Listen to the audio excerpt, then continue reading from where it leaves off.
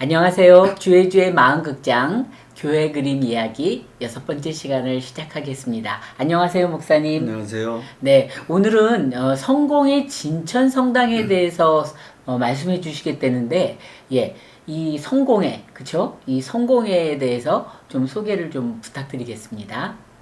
성공회가 좀 낯선 이름이죠. 그래서 성공, 이게 이제 그래서 교회냐 이렇게 부르기도 하는데, 이 성공회는 앵글리칸 처치라고 해서 영국 잉글랜드에서 시작된 네. 교회입니다. 역사적으로 가톨릭과 개신교 사이에 중용을 표방을 했고, 공식 모토도 개혁하는 보편교회 이렇게 쓰고, 근데 분명한 것은 로마 가톨릭의 부패 대항해서 일어난 종교개혁의 유산으로 생긴 교회이기 때문에 보통 개신교회 프로테스탄트 교회라고 그렇게 이름을 붙입니다. 네. 네. 이렇게 소개해 주실 때, 예, 성당이라고, 진천 성당이라고 또 말씀해 주시면서 또 신부님 이렇게 불러야 되는지, 또 목사님이라고 불러야 되는지, 또, 듣자 하니까 또 신부님인데 결혼도 한다 그러고, 예, 그래서 이 기회에 성공에 대해서 좀 그런 것도 좀 우리 시청자분들께, 예, 확실하게 설명 좀 부탁드리겠습니다. 교회를 그냥 교회라고도 하고 성당이라고도 이제 혼용해서 쓰고요. 신부님은 통칭 그렇게 신부님 하지만은 공식 명칭은 이제 사제 이렇게 쓰고 있습니다. 네, 이 성공회가 비단 우리나라에만 있는 게 아니고 세계적인 종교인 거죠? 그쵸? 그렇죠. 교파죠? 네. 네. 세계적으로 굉장히 많은 한 160개 넘는 국가에 교세가 한 8천만 정도 8천만. 그렇게 있으니까 굉장히 세계적인 교회라고 할 수 있습니다. 네, 이렇게 말씀하신 대로 세계적인, 그쵸? 8천만이나 교세를 갖고 있는 세계적인 종교인데, 우리나라 성공회는 어떤지 좀 설명 좀 부탁드리겠습니다. 우리나라 성공회를 대한성공회 이름을 붙이고요. 1890년에 존 코프, 우리나라 이름으로는 고유한 네. 주교가 이제 다른 두 사제와 함께 짐을 부산항에 입국을 해서 선교를 시작했는데, 올 때부터 이분은 조선민들의 가난과 그다음 빈곤 이런 것들로 고통당하는 것을 알고서 아예 처음부터 의료 선교를 생각하고 1890년에 입국을 했습니다. 네. 아예 그냥 우리나라 당시의 상황을 잘 알고 있었고, 우리나라에게 꼭 필요한 그런 일을 통해서 선교를 하시겠다고 생각하신 것 같아요. 그럼 지금 우리나라의 성공의 교세, 즉 교세라 하면 교회 숫자, 또 교인들의 숫자는 어떤가요? 개신교 숫자를 보통 1200만, 1000만, 요즘 많이 이제 교인 수가 줄어들지만은 성공회는 우리나라에서는 굉장히 적은 교인들이 있습니다. 한 5만 명 정도 있고요. 그 다음에 136개의 성당과 그 다음에 사회복지 시설이 좀 많이 있고요. 그 다음에 대표적으로는 이제 성공회 교회가 서울시청 옆에 있는, 그러니까 덕수궁과 이제 붙어 있는 서울 주교자 성당이 있고, 그 옆에 이제 성가수도의 본원이 있고요. 그 다음에 유명한 성공회 대학교가 있습니다. 네, 성공회 대학교는 이제 이미 우리에게도 알려져 있고, 뭐 성공회 대학교에서 꼭 어떤 종교적인 종교에 관련된 과만 있는 게 아니고 일반 대학으로 잘 알려져 있는 것 같아요. 네. 예, 그 진천 성당 건립 당시 그때 주교이셨던 다나덕, 우리 말로 다나덕 주교님이시죠. 그 주교님에 대해서 좀 설명 좀 부탁드리고, 그 주교님의 기본적인 또 선교 방침이 있다고 하는데 좀 설명 좀 부탁드리겠습니다. 다나덕, 그 영국 이름으로는 아더 터너 네. 주교가 2대 주교로 우리나라에서 사역을 하시는데, 그분은 이제 1905년도에 충북 진천을 중부 내륙의 선교 거점으로 택했습니다. 이 단화덕 주교는 YMCA 회장을 맡아서 이상재 선생 등을 도우면서 항일운동을 지원을 했고요. 네. 기독교 연합세력 구축에 열심을 냈고 그 다음에 YMCA 회관을 신축하신 분인데 이분의 선교관이 굉장히 중요합니다. 이분은 이제 신앙 원리를 몇 가지를 이제 밝히는 첫째로는 그 현실 문제를 덮어두지 말고 신앙은 살아있는 신앙 현실 문제 속에서 신앙생활을 해야 된다. 그 다음에 두 번째는 성공의 신자들은 그 당시 친일 단체도 일진에 절대 가입해서는 안 되고 불의와 싸우는 항일운동에 참여해야 된다라고 했고 세 번째는 기복신앙을 추구해서는 순수한 동기로 신앙생활을 해야 되고 그 다음에 자립과 자치를 강조했던 분입니다. 뭐 지금 들어도 굉장히 우리 신앙생활에서 핵심이 되는 그런 선교 방침을 그 당시에 아주 확고하게 교인들에게 강조하셨던 아주 멋있는 주교님이시군요. 자, 그럼 이제 본격적으로 목사님이 그리신 그 진천 성당에 대해서 말씀 좀 부탁드리겠습니다. 진천 성당은 1908년에 설립이 됐는데 영국인 건이라는 우리말로 김우일 신부가 부임을 해서 이분이 이제 이 진천을 선교 거점으로 해서 이 진천 성당을 세웠죠.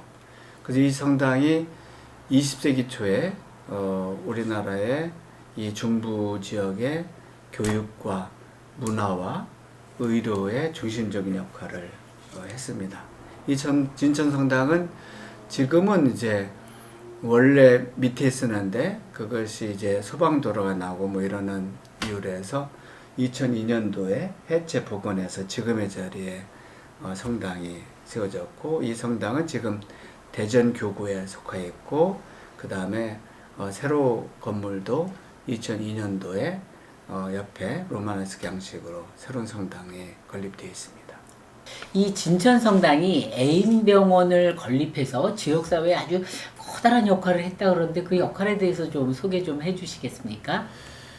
성공회가 이제 초기부터 의료와 교육을 중시를 네. 했고 그래서 이런 방침에 따라서 강화되어 있던 우리말로 노인산 의사 아서 로스라는 선교사 의사 부부를 이제 진천으로 모셔서 애인병원을 1909년도에 세웠습니다. 이 애인병원은 근대 의료시설을 갖추고 있었고 이 노인산 의사의 의술이 굉장히 뛰어났고 그다음 영국에서 좋은 약품을 공급받아서 많은 사람들이 와서 치료를 받았습니다. 네. 그 이제 뭐 수도권도 아니고 솔직히 말씀드리면 그죠? 진천이라 그러면 아주 내륙 지방인데 그런 내륙 지방에 계시는 백성들이 이렇게 아주 뛰어난 의술에 도움을 받아서 굉장히 행복했겠어요. 네. 그죠? 예. 이 진천 성당이 이렇게 의료 사업에도 힘썼지만 교육 사업에도 또 굉장히 힘썼다 그러는데 그 교육 사업에 대해서도 좀 설명해 주시겠어요? 처음에는 이제 교회가 뭐 학당도 만들고 그 다음에 뭐 수녀원도 만들고 그랬지만은 1912년도에 본격적으로 신명학교를 이제 세웠습니다. 네. 이 학교에서 수많은 인재들이 나왔는데 대개 항일운동에 많이 예. 참여를 했고 그 중에서는 우리가 잘 아는 헤이그 밀사 사건의 주역이었던 이상석 선생이 네. 이 학교 출신입니다. 이토록 이제 많은 인재들을 길러내고 항일운동에 많은 사람들이 참여했기 때문에 일제는 눈의 가시를 여기고 결국은 1937년도에 지역에 있던 삼수학교와 통합을 시켰습니다. 네, 예, 아주 진료와 또 교육 사업에 굉장히 힘을 썼군요. 이러한 진천 성당이 의병들하고도 또 굉장히 깊은 연관이 있다 그러는데 그 얘기 좀 부탁드리겠습니다. 네, 진천 성당이 의료와 교육, 문화 활동을 통해서 교세가 굉장히 부흥을 해가지고요. 1923년도 통계에 의하면은 교인이 한 3,000명 정도가 됐다고 하니까 아주 네. 당시는 큰 교회였죠. 근데 이제 주일이면은 이제 마당에 큰 가마솥 5개를 놓고서 밥을 지어대기 시작했는데, 물론 지역에 있는 교인들은 다 집에 가서 먹기도 했을 텐데, 이렇게 밥을 많이 지었냐면은 그 당시 이 진천 지역에서, 충북 지역에서 의병 운동을 하던 그런 분들도 밥을 먹도록 배려하는 차원에서 그렇게 밥을 많이 지었다고 합니다. 아마 잘은 몰라도 그 의병들이라 하면 여기저기 그냥 쫓겨다니고 숨어 다니느라고 끼니를 아마 많이 걸렀을 텐데, 이렇게 교회에서 든든한 따뜻한 밥까지 준비했다니 의병들이 믿는 구석이 있어서 아주 든든하고 행복했을 것 같네요. 네. 목사님, 그럼 이제 본격적으로 이 이쁘다는 진천성당에 대해서 좀 소개 좀 부탁드리겠습니다. 우리말로 김우일 신부가 어쨌든 이 교회가 충북 지역에 중부 지역의 거점 역할을 한다는 차원에서 굉장히 좋은 한옥성당을 네. 지었죠. 그래서 이 한옥성당이 충북의 최초의 성공의 성당이고, 건축적으로 동서융합을 보여주는 아주 대표적인 모델인 그런 네. 한옥성당이라는 점에서 굉장히 큰 의의가 있습니다. 원래는 1909년도에 한옥성당을 지었는데, 이제 그것이 불에 타 소실되어서 현재 한옥성당은 1923년도에 지었는데 한 32칸 정도의 크기로 지어진 거고, 그 옆에 이제 콘크리트로 된 새 성당이 있습니다. 물론 안타깝게도 1976년도에 저 밑에 있던 한옥성당을 이제 이전해서 복원하는 과정에서 원형이 좀 훼손되기도 했지만은, 이 한옥과 서양 건축의 조화를 보여주는 대표적인 건물로 아주 유명합니다. 네. 많은 원래 지었던 교회 건물들이 사라져서 많이 안타까운데, 그래도 진천성당은 약간의 손상은 있지만 많이 보존된 채로 지금 우리에게 이쁜 성당의 모습을 보여준다니 참 감사하네요. 네, 이렇게 진천성당 외관이 굉장히 아름답다 그러는데, 그 한옥성당의 내부는 어떤지 좀 또 우리 시청자분들 궁금하실 것 같은데 설명 부탁드리겠습니다. 그림에서 봤듯이 이제 외부는 벽돌로 되어 있고, 그 다음에 이제 전통적인 한옥인데, 한옥은 보통 가로로 방들이 있는데 이거는 세로축으로 해서 성당을 해서 동쪽에는 이제 출입문이 있고, 서쪽에 제단이 있고요. 그 다음에 내부는 이제 두 줄로 10개 이제 기둥을 세워서 이제 복도가 있고, 그 안에는 이제 희중석이 있고, 그래서 총 32칸의 그런 한옥 성당입니다. 네. 이 듣자 하니까는 그 기둥이 아주 특별한 나무로 만들어졌다 그러는데, 그 얘기 좀 해주시겠어요?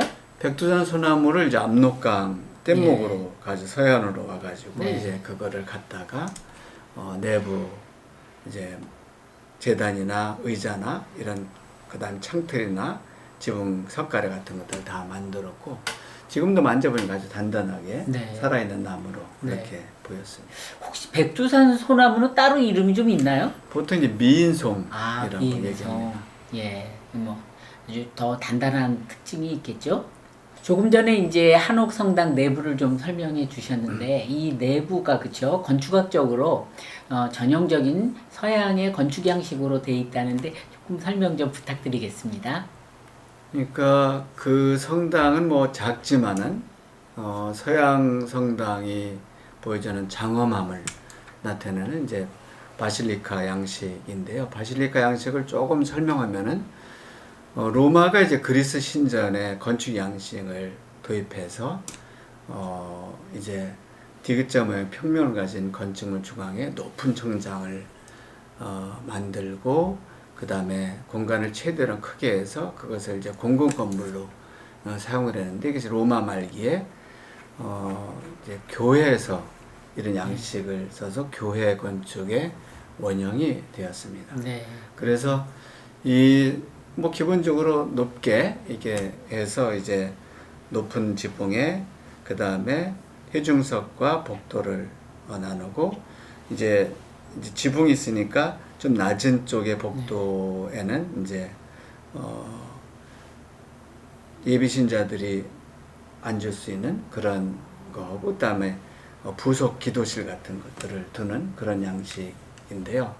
그래서 진천성당은 동양의 우리나라의 이제 한옥 네. 내지는 사찰 양식하고 유럽 성당의 바실리카 양식을 결합한 동서 건축의 융합이라고 표현할 수 있고 아주 대표적인 그런 건물이고요.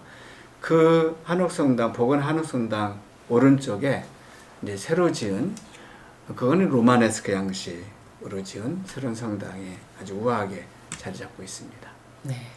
아까 목사님 말씀하시던 중에요, 이 진천성당이 교육 사업에도 힘썼고, 그래서 신명학교를 만들었고, 그 신명학교에서 많은 인재들이 배출됐고, 특히 헤이그 밀사 사건의 주역이었던 이상설 선생님도 여기 출신이라 그러는데, 이 기회에 헤이그 밀사 사건에 대해서 한번 다시 짚어보고 넘어갈까요? 고종 황제가 어쨌든 일제가 이렇게 계속해서 장악하는 것을 안타깝게 여기서 1907년도에 헤이그에서 네덜란드 헤이그에서 열린 제2회 만국 평화회의에 이제 밀사를 보내기로 결정을 했는데 교회 도움을 많이 받았습니다. 그렇군요. 그래서 이제 대표는 이제 이상설, 네. 부대표는 이준, 나중에 이준 열사라고 그렇게 호칭이 되죠.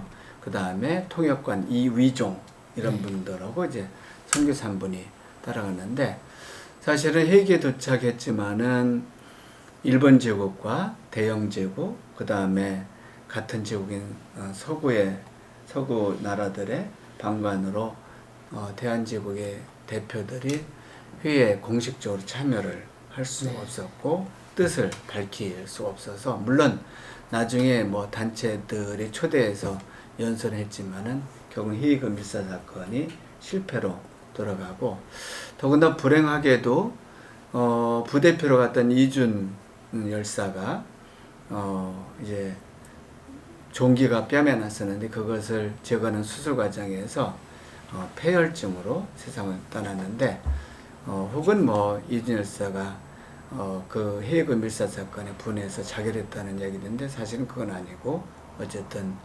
종기가 폐혈증으로 돼서 사망을 한 사건이고요. 일제는 이 사건 전모를 이제 파악하고 고종을 폐위시키는 그런 책략을 써서 결국은 7월 19일에 고종을 강제 폐위시키고 정미칠 조약을 체결하게 됩니다. 네, 지금도 그냥 우리가 여행을 네덜란드로 가라 그러면 굉장히 먼 거리인데, 그 당시에 조선에서 헤이그까지 갔는데, 예, 거기서 특별한 우리나라의 실상에 대해서 알리지 못했던 거는 뭐 지금 들어도 그냥 저도 분통이 터지는데, 실제로 참석했던 우리나라 대표들은 정말 속상했겠어요. 네, 오늘 이렇게 아름답다는 진천성당에 대해서 목사님 쭉 말씀을 해주셨는데, 이 진천성당도 목사님이 앞에서 말씀해 주셨던 여러 교회와 마찬가지로 그 당시 우리나라에서 가장 시급하고 중요하게 요구되었던 그런 민족운동이랄지 의료사업, 또 교육사업에도 굉장히 힘쓴 거를 또 오늘 또 이렇게 알게 되었네요. 마지막으로 목사님은 이 진천성당을 굉장히 아름답다, 수려하다 이런 표현을 쓰셨는데, 이 진천성당을 그리시면서 느끼셨던 점 우리 시청자분들에게 알려주시면서 마무리하도록 하겠습니다. 제가 이제 진천성당을 그리면서 외관적으로 뭐 아름다운 모습도 있고, 내부적으로 백두산 소나무로 여러 가지 제대나 의자나 또 창문이나 이런 걸 만들고 굉장히 아름답다는 생각을 네. 했는데 그보다도 이제 성당을 그리면서 이 진천 성당이 이 중부 내륙에서 감당했던 가난한 우리 백성들을 위해서 병원을 세우고 학교를 세우고 또 의병까지 도운 이런 역사를 생각하니까 더 아름답게 생각이 되어서 제가 진천성당을 참 수려한 그런 교회다 이렇게 표현을 했습니다. 네. 진천성당을 이렇게 설명해 주시는 목사님 표정도 굉장히 아름다운 오늘 시간이었는데요. 외관도 아름다웠지만 역시 신앙의 아름다운 면을 실천했던 그런 진천성당의 신앙의 모습은 또 오늘 우리에게도 또 신앙의 기감이 되는 굉장히 소중한 시간이었습니다. 시청해 주신 여러분께 감사드리면서 목사님께도 감사 인사하고 오늘 시간 마무리하도록 하겠습니다. 감사합니다. 예, 감사합니다. 목사님 감사합니다. 고맙습니다.